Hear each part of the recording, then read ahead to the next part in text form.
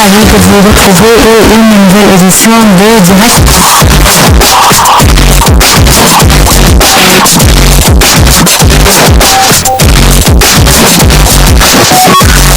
La situation économique en Égypte, où en est exactement? De la situation en Irak où la violence atteint des sommets. Nous allons également parler de la Syrie avec la participation de l'opposition à la conférence Genève 2.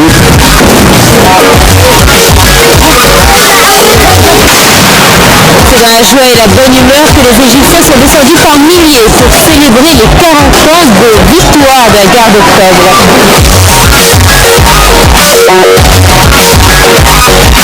La rédaction de la nouvelle constitution va s'inspirer des anciennes constitutions, mais avec les revendications de janvier 2011 et de 30 juin 2013. Direct aux horaires suivants sur Alpedi International.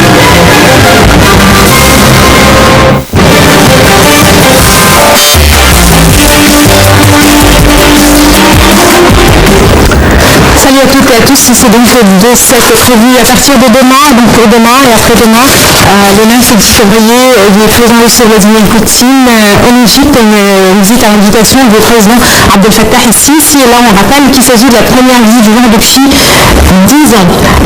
On va parler certes de cette visite, de la coopération avec la Russie, mais aussi avec les autres puissances, les autres parties du monde, à savoir en premier lieu certes Washington et l'Occident en général.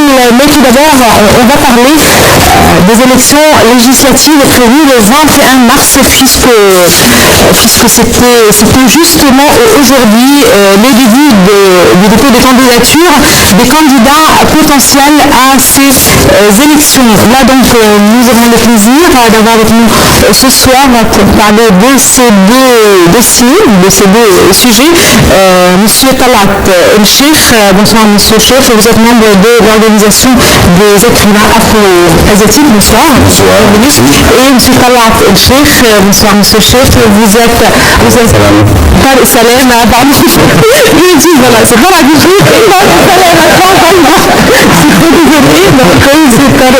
Salem, vous êtes membre d'un parti politique, vous êtes analyste politique et vous avez une bonne expérience dans le travail des partis. Je commence avec vous, donc les élections prévues le 21 mars, avec beaucoup de détails. On n'a pas l'impression que tout le monde est au courant de tous ces détails, de nouvelles formations, de nouvelles coalitions qui se forment, d'autres qui disparaissent. Comment vous avez vu cette scène politique avant de commencer? Pour commencer, il faut dire que ce système, c'est un vrai système. C'est la première fois qu'on va élire un système où vous avez des listes qui représentent à peu près 20% des sièges, ou des sièges individuels qui représentent le reste, 480 députés. Et 120 députés qui sont sur chaque liste. Chaque liste, ces listes-là sont des listes qui ont été distribuées de façon régionale. Vous avez des listes qui sont sur, par exemple, le nord de l'Égypte, le centre de l'Égypte, le sud de l'Égypte. Et en même temps, dans ces listes-là, il y aura les minorités. On parle des sièges pour la femme, des sièges pour les Égyptiens étrangers, des sièges pour les jeunes, ainsi de suite.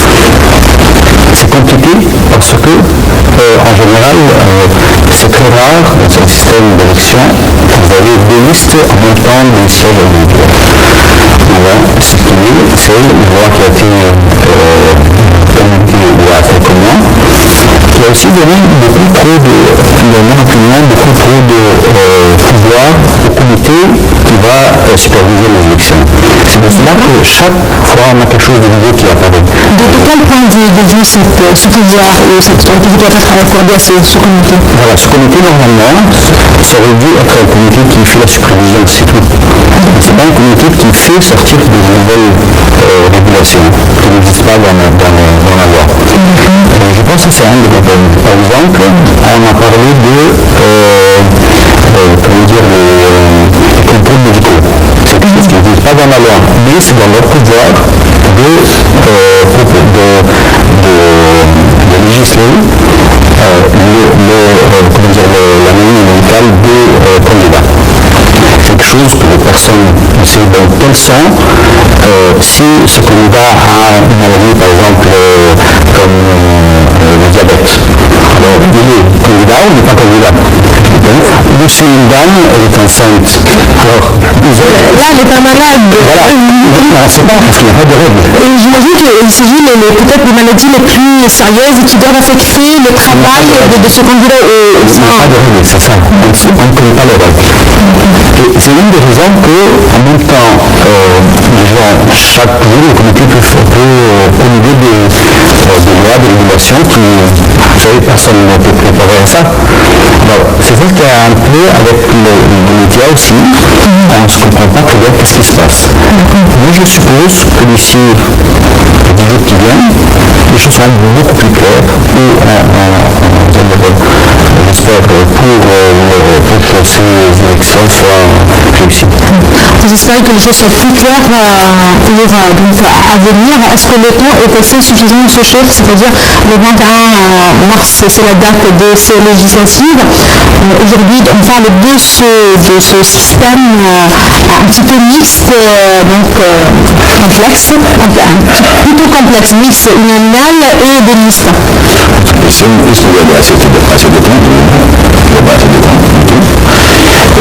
le nouveau système, c'est un système démocratique, c'est un système mondial, mais pour l'Égypte, l'électeur, c'est un peu déjà il y a une bonne partie qui n'est pas trop cultivée pour comprendre ce système, parce que c'est très très très important de comprendre et pour bien choisir. À côté de ces personnes, ils ont fait quand même le tiers le système individuel et un tiers de la liste. Le système de la liste, c'est compliqué. C'est compliqué même pour les qui sont des États qui ont déjà qui travaillent avec depuis 10 ans. C'est compliqué. Et pour nous en Égypte, on dit compliqué. Alors les petits Égyptiens qui disaient qu'ils ne savent pas lire, qu'ils ne savent pas... Est-ce qu'aujourd'hui on peut faire de tels détails, c'est-à-dire on peut dire que le peuple égyptien n'est pas aujourd'hui prêt pour un nouveau système, pour introduire un nouveau système, alors qu'on ne cesse de répéter que le peuple égyptien est devenu très conscient de ses droits politiques, de tout ce qui a à faire avec... C'est vrai, déjà, il faut toujours commencer. La démocratie. On dit le peuple égyptien n'est pas prêt pour la démocratie. Mais il faut commencer la démocratie. Quand même, il ne faut pas rester encore 10 ans ou 15 ans dire le peuple égyptien n'est pas prêt pour la démocratie. Non, il faut toujours commencer. Et là, on a commencé avec un tiers, avec la liste. Bon, la prochaine fois, ça sera plus que... À mon avis, on va s'en sortir de cette élection avec... ça sera un peu plus clair que maintenant. Mais je crois que ça sera plus clair dans les jours qui viennent. Peut-être pour nous, mais peut-être pour tout le peuple, on aura un parti, 40% ou 50% qui va voter n'importe comment. Il faut dire la vérité, qui va voter n'importe comment. Il faut, moi, à mon avis, d'ici au 17 mars, il faut les partis politiques commencent à travailler sur le terrain et expliquer aux gens comment on peut choisir et comment le système. Tout cela, les partis politiques vont avoir cette chance de travailler vraiment, puisqu'on trouve aussi de nouvelles coalitions. Je veux dire que récemment, on a entendu parler de cette nouvelle coalition qui regroupe différentes tendances politiques, différents goûts, aussi jeunes, d'autres qui ont de l'expérience et qui se sont déclarés donc en faveur ou soutenir le programme électoral du chef de l'État. Et on dit qu'en cette période, précisément, on a besoin vraiment d'un Parlement qui travaille, qui aide à la mise en application du programme électoral du chef de l'État qui a été élu avec une très très très grande majorité, avec une majorité écrasante du peuple égyptien. C'est-à-dire, est-ce que les partis vont avoir une rôle, vont avoir la chance, les deux ensemble? Le chef de l'État n'a pas de programme électoral. Ça, c'est la première chose.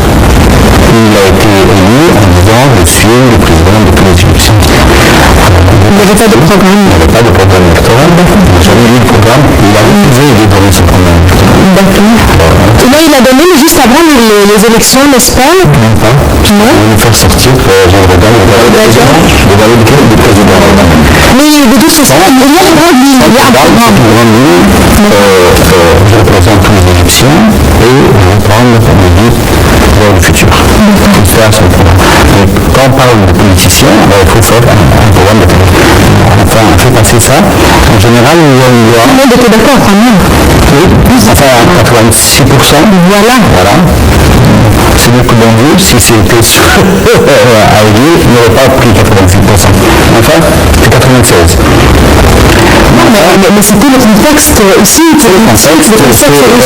C'est la question en ce moment-là aussi. Mais il faut qu'on fasse passer ça. Cette assemblée, enfin le nouveau Parlement, je ne pense pas que ça serait vraiment un Parlement du parti, malheureusement, parce que pour un candidat, il y a beaucoup plus de chances d'être un indépendant qu'être membre d'un parti. Et ça, on a déjà vu ça dans la formation des listes. Pour les listes, vous connaissez, il ne faut pas oublier que ces listes-là sont des listes qui vont l'élection sera absolue. Ce qui veut dire qu'au premier tour, une liste va prendre 20%, mais ça sera la première. Et puis, le deuxième tour, la même liste sera en face d'une liste qui a pris peut-être 14%, et la liste de 20% probablement va prendre les 51%. Donc ce qui veut dire que probablement ces listes ne vont pas représenter vraiment les électeurs, parce que ce n'est pas une liste proportionnelle, c'est une liste, ce qu'on appelle absolue. Donc ça c'est un des problèmes de liste, comme ça a été fait cette fois-ci. Je suis d'accord avec mon frère, c'est que il fallait simplifier la loi électorale, même dire qu'on va vers le même système qu'on avait avant ça, de façon à ce que au moins les gens ont l'habitude, parce que c'est un Parlement qui sont très importants. Mais de nouveau, je veux dire que je suppose c'est mon opinion, c'est qu'on ira vers un Parlement qui aura beaucoup d'indépendants et probablement plus tard ils vont se former en parti politique. Et même de nouveaux partis, on ne sait pas, puisqu'on va voir